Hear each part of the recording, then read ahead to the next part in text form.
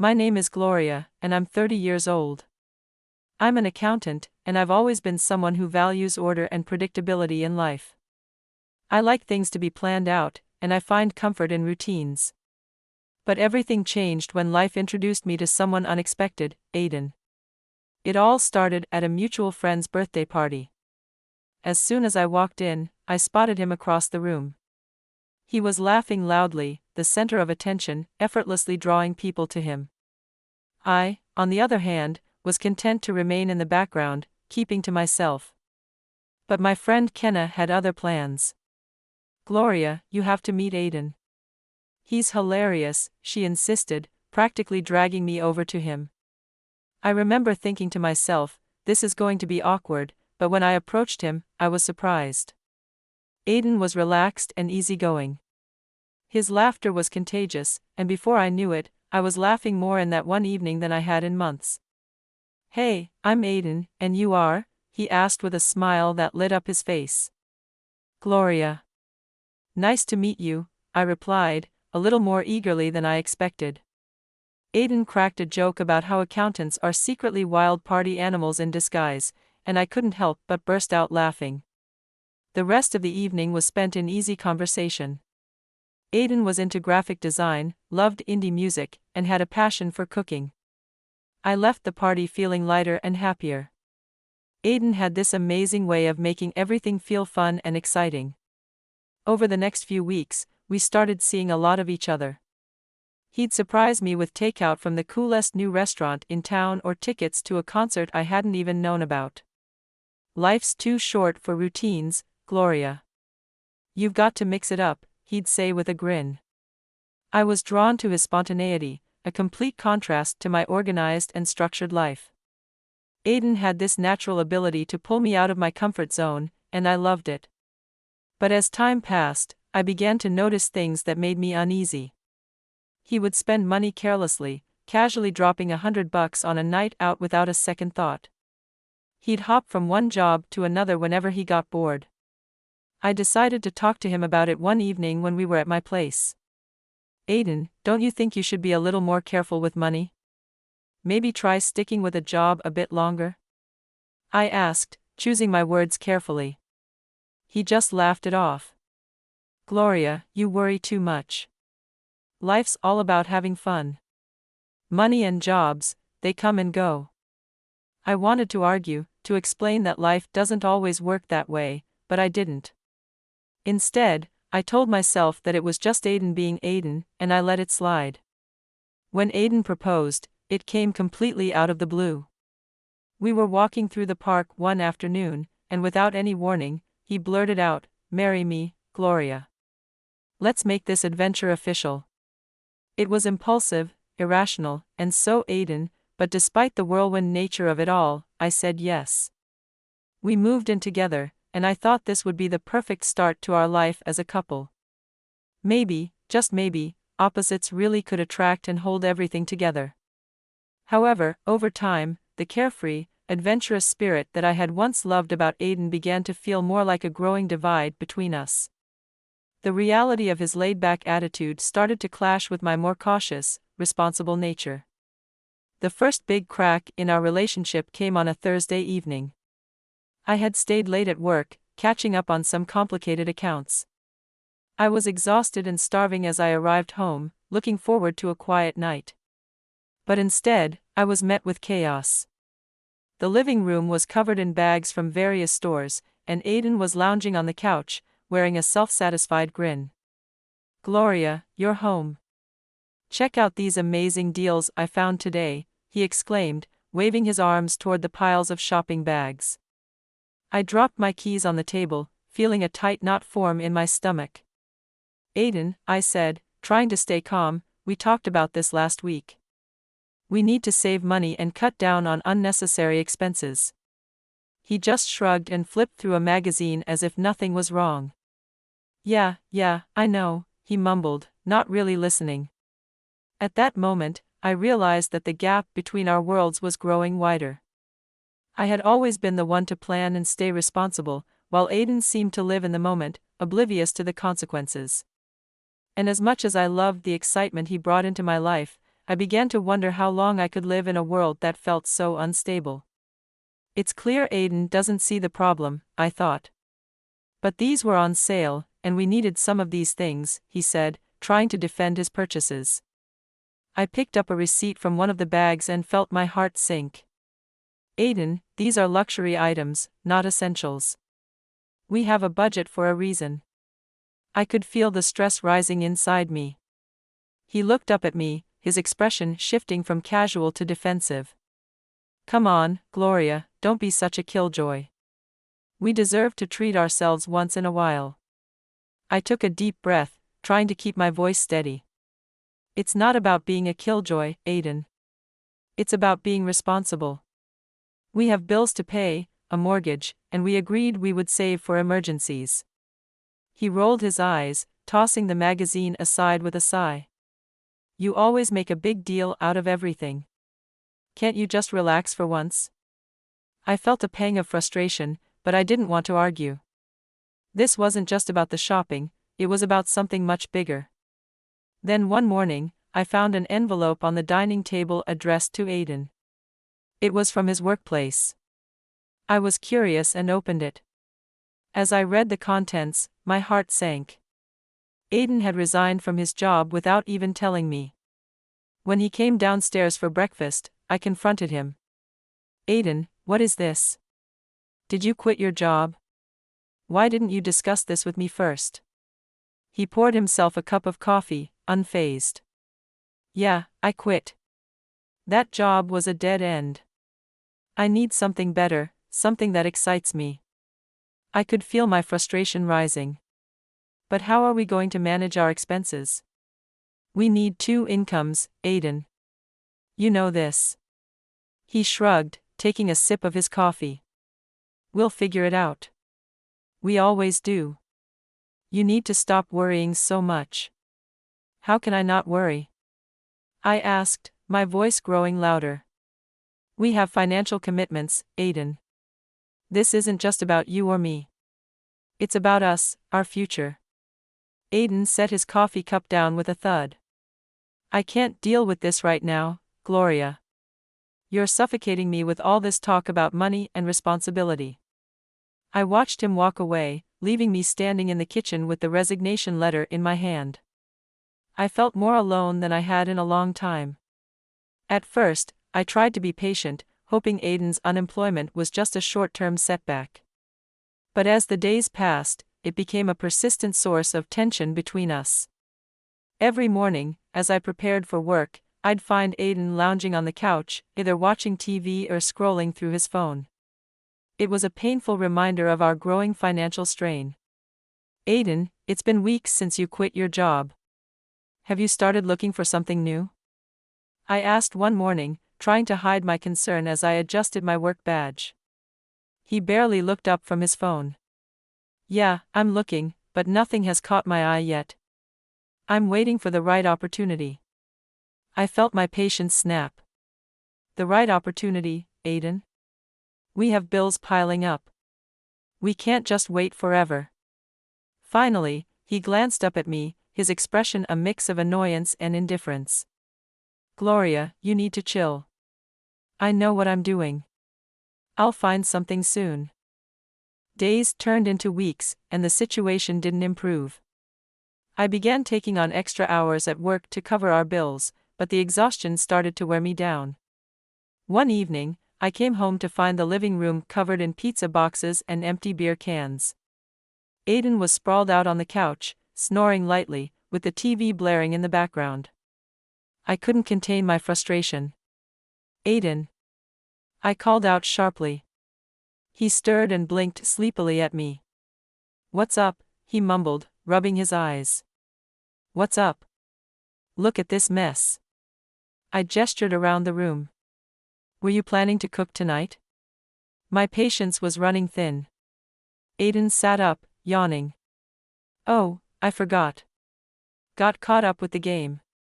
Just grab something on your way home next time. The lack of responsibility, the growing strain on our finances, and Aiden's careless attitude were wearing me down. I wanted to fix things, but it seemed like we were drifting farther apart every day. I felt a wave of frustration and anger wash over me. I'm working extra hours just to make ends meet.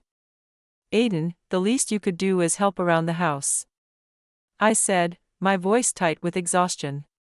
He stretched lazily and stood up, completely unbothered. I didn't ask you to work extra, he replied. You're choosing to stress yourself out. Choosing to stress out? I shot back, my frustration boiling over. Aiden, if I don't, how are we going to survive? You're sitting here doing nothing while I'm out there working to keep us afloat. My voice was rising, filled with frustration. His expression hardened, and I could see the tension building. I'm not doing nothing, he snapped. I'm trying to find a job. You think I like being stuck at home sitting on the couch all day? You're not even trying, I retorted, hurt and angry. This isn't what I signed up for when we got married. Aiden scoffed, clearly annoyed.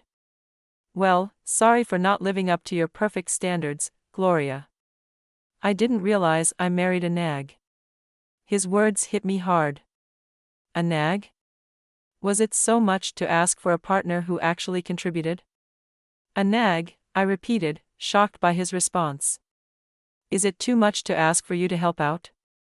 I don't understand how you can be so relaxed about our situation.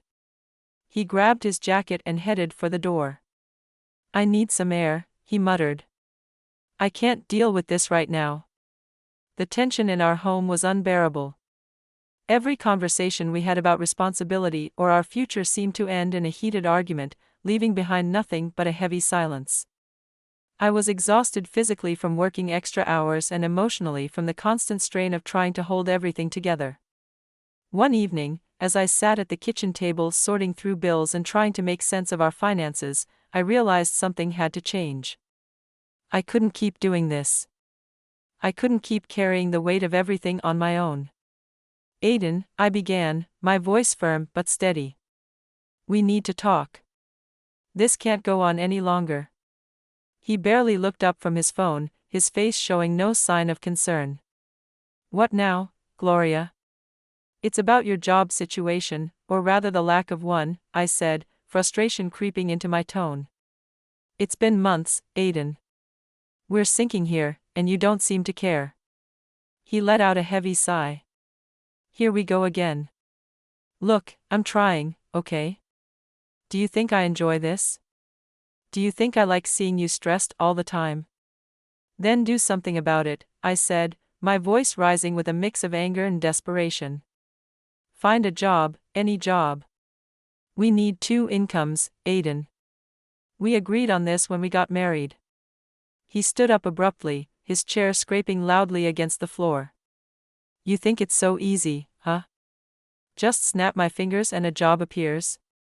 You don't get it, Gloria. The market's tough. I need something that suits me. Something that suits you? I repeated, incredulous. We don't have the luxury of waiting for the perfect job, Aiden. We have bills, a mortgage, responsibilities. Aiden started pacing around the room, running his hands through his hair, clearly frustrated. I can't deal with this pressure, Gloria. It's constant with you. You're always on me about money, about work. I can't take it. I stood up, facing him head on. This isn't about nagging, Aiden. This is about our life, our future. If you can't understand that, then maybe this isn't going to work. Aiden stopped pacing and looked at me, his eyes cold. What are you saying? I took a deep breath, the weight of my words heavy in the air. I'm saying that if you don't find a job, if you don't start taking our situation seriously, then maybe we need to rethink this marriage. The words hung between us like a storm cloud, and for a moment, Aiden said nothing. His face was hard, but there was no apology, no recognition of the gravity of what I had said. Without a word, he grabbed his jacket and stormed out, slamming the door behind him. I sank back into my chair, my hands trembling slightly. I hadn't wanted it to come to this. I had hoped we could work through our issues, but the endless cycle of arguments and indifference had worn me down. Days passed, and I heard nothing from Aiden. The silence in the house was both a relief and a worry. Part of me felt free from the tension, but another part of me feared that this could be the beginning of the end. Would he come back? Would we ever find a way through this? I didn't know anymore. Late one evening, as I sat alone in the quiet of our home, my phone rang, breaking through the stillness and jolting me out of my thoughts. I quickly answered, my heart already racing. "Mrs. Smith, this is the hospital. Your husband, Aiden Smith, was brought in after an accident. He's stable, but he sustained some injuries." The words hit me like a punch to the gut, and before the rest of the message even registered, my mind was spinning. I couldn't focus on the rest of what the nurse was saying. I was too consumed with worry and fear. I rushed to the hospital as quickly as I could, my thoughts a chaotic mix of fear, confusion, and 1,000 questions I didn't have answers for. The sterile, impersonal atmosphere of the hospital felt worlds away from the whirlwind of emotions I was trying to navigate.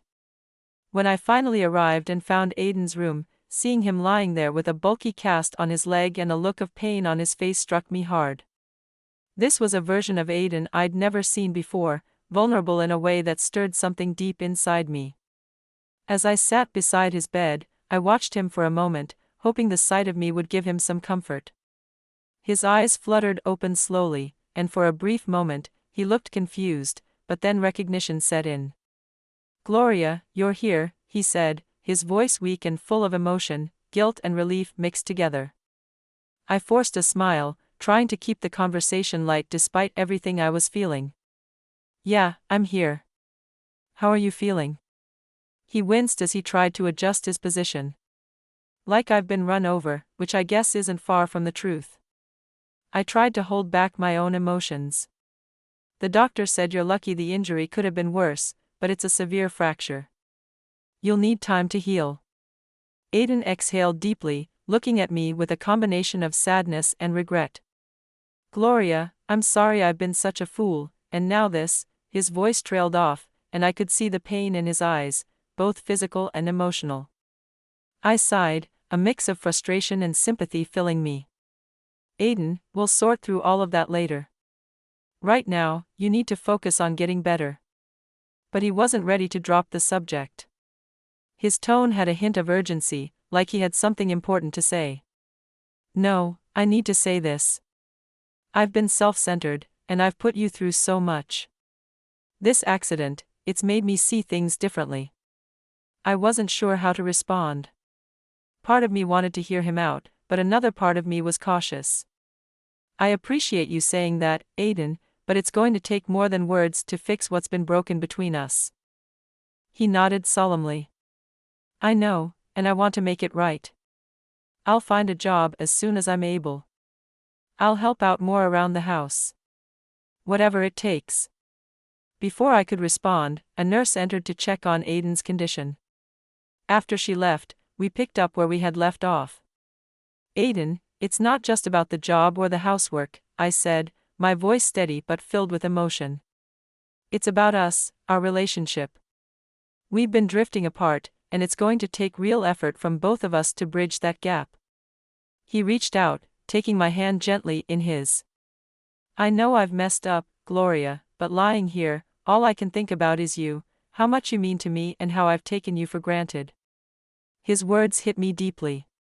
They were touching, but I couldn't shake the caution that had built up over the months. "I want to believe you, Aiden. I really do. But we've had so many false starts. I need to see that you're serious about making a change." Before he could respond, the nurse returned with a cheerful demeanor, completely at odds with the heavy mood in the room. "We're going to start some mild physical therapy soon.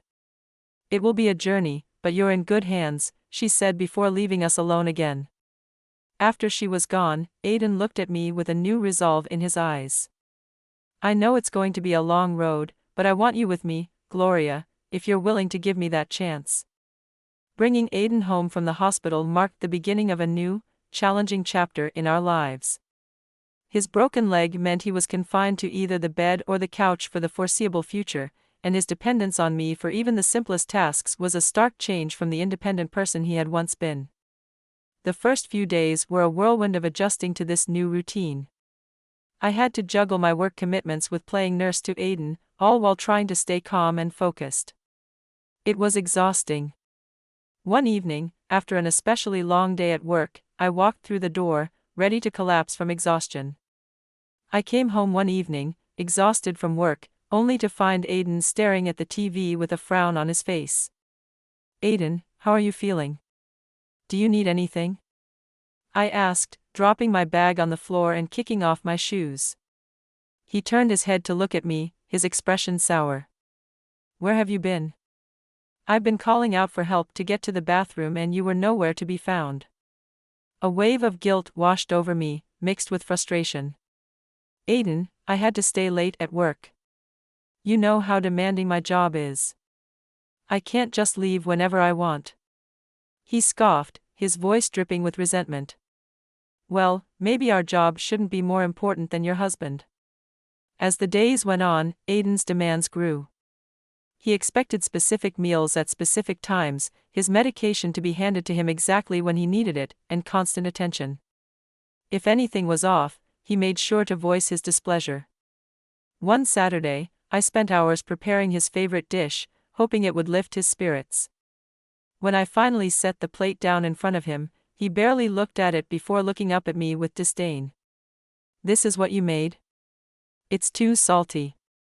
Can't you do anything right?" I felt my patience snap. "Aiden, I've been running around all day trying to take care of you and keep up with everything else. A little appreciation wouldn't hurt." He sneered and pushed the plate away. "Appreciation? I'm stuck in this bed because of my leg, and all I ask for is a decent meal." My hands trembled with anger. "You know what, Aiden? I'm not your servant. I'm your wife, and I deserve some respect." His eyes flashed with anger and he shot back, "Respect? You want respect? How about respecting my condition? I'm the one who's suffering here." I walked away to cool down, but the words stung deeply. I realized something was changing in Aiden. The sweet, apologetic person I had seen in the hospital seemed to have vanished. In his place was someone who seemed to take pleasure in belittling me at every turn. Then, one day, I returned home from work earlier than usual. The house, usually quiet at this time of day, was filled with the unexpected sound of laughter coming from Aiden's room. My heart pounded, and a sense of dread filled me as I tiptoed closer, peering through the slightly open door. I saw Aiden sitting up, animated and cheerful, chatting on the phone. "Oh yeah, I've settled in quite well here," he said with a laugh. "Gloria doesn't have a clue." I froze, my breath caught in my throat. Who was he talking to? What was he talking about? A cold shiver ran down my spine as his words replayed in my mind. I quickly backed away, my mind racing. Then, to cover my shock, I slammed the door to announce my presence and walked into his room with a composed expression. Aiden quickly changed his demeanor when he heard the door slam. He ended the call abruptly, feigning weakness. "Gloria, you're back," he said, his voice a little too sweet. "How are you feeling?" I asked, masking my turmoil with a concerned smile. "Just the same," he replied, avoiding my gaze. The next day, I couldn't shake the feeling that something wasn't right. I contacted a private detective I knew from a previous work case. "I need you to find out everything about my husband's activities," I told him over the phone. "And there's a woman he might be involved with." While the detective did his work, I kept up the appearance of being the dutiful wife. It was agonizing, pretending everything was normal when every instinct I had screamed that my world was falling apart. 3 weeks later, the detective got back to me. The news was worse than I had imagined. Aiden had been in an accident with his mistress. Her name was listed in the police reports. The detective gave me the name of the woman. Everything I had feared had come true. Aiden wasn't just failing to meet my expectations. He had been lying to me all along, and now I was faced with the painful reality of betrayal. A quick search on social media confirmed my worst fears. Aiden's mistress had a profile full of pictures of them together, intimately close, laughing and enjoying each other's company. But that wasn't all. The detective had uncovered something far more damaging: Aiden's gambling debts. The amount was staggering enough to potentially drown us financially. I sat in the living room, staring at the evidence of Aiden's betrayal laid out before me. A mix of anger, disbelief, and heartache flooded my mind. How could I reveal the truth to him? How could I make him understand the full weight of what he'd done? For now, I kept these thoughts to myself, waiting for the right moment to turn the tables. As the morning light filtered through the curtains, I steeled myself for the confrontation ahead. Taking a deep breath, I walked into Aiden's room, where he lay in his bed, still recovering from the broken leg. I had to stay calm and focused. This was going to be the performance of a lifetime. "Aiden, I need to talk to you about something important," I said, my voice calm but firm. He looked up at me, irritation flashing across his face. "What now, Gloria? Can't you see I'm in pain here?" I held my composure. "I've decided, for your better care, you're being moved to a state medical facility tomorrow. They're better equipped to handle your rehabilitation." Aiden's face shifted from annoyance to panic. "What? No, you can't do that. I want to stay here with you." I didn't flinch. "I'm sorry, Aiden, but this is for the best. I'll start packing your things." As I turned toward the door, I heard the frantic rustling of sheets behind me and Aiden's hurried voice calling someone on the phone. "She's sending me to some facility. You have to help me." About an hour later, a car pulled up outside, and Aiden's mistress barged into the house. She walked with determination, concern written all over her face, heading straight for Aiden's room with me trailing behind. "I'm here to take him with me. He's not going to any facility," she declared, her voice full of ownership. I entered the room, my heart pounding, but my face remained calm. "I'm glad you're here," I said flatly. "This was all a setup to get you to show your hand." Aiden and his mistress exchanged confused glances, their faces slowly filling with fear. "What are you talking about, Gloria?" Aiden asked, his voice trembling. I held up the evidence, the photos collected by the detective of them together. "This is the proof of your affair. I'll be seeking compensation for this betrayal." The mistress laughed, though there was a nervous edge to it. "I can pay whatever you want. He's coming with me." I smiled thinly, confident in what I had to say next. "You should know that he's neck-deep in gambling debts, and without a job, he can't afford his medical bills or insurance. Are you ready to handle all of that?" Her face drained of color as the gravity of my words hit her. Aiden's eyes darted between us, a look of helplessness on his face. "But I can't deal with all that," she stammered, her confidence cracking. "Seems like he's your problem now," I said with cold finality, turning to leave the room. The weeks that followed were a whirlwind of legal proceedings. I filed for divorce, making sure I received a fair settlement to compensate for Aiden's betrayal and deceit. His mistress, now burdened with his financial and medical responsibilities, quickly found herself overwhelmed. Rumors began circulating about their strained relationship, filled with constant arguments and financial troubles. Aiden's downfall was a direct result of his actions, and now his mistress was trapped in the web of consequences he had spun. As for me, I found peace in my newfound freedom. The betrayal had hurt, and it had shaken me, but it also taught me a valuable lesson about trust and deception. Through all the pain, I discovered a strength within myself I never knew I had. I moved forward, determined to build a life of my own, one free from lies, betrayal, and the shadows of the past. I knew now that my happiness was in my own hands.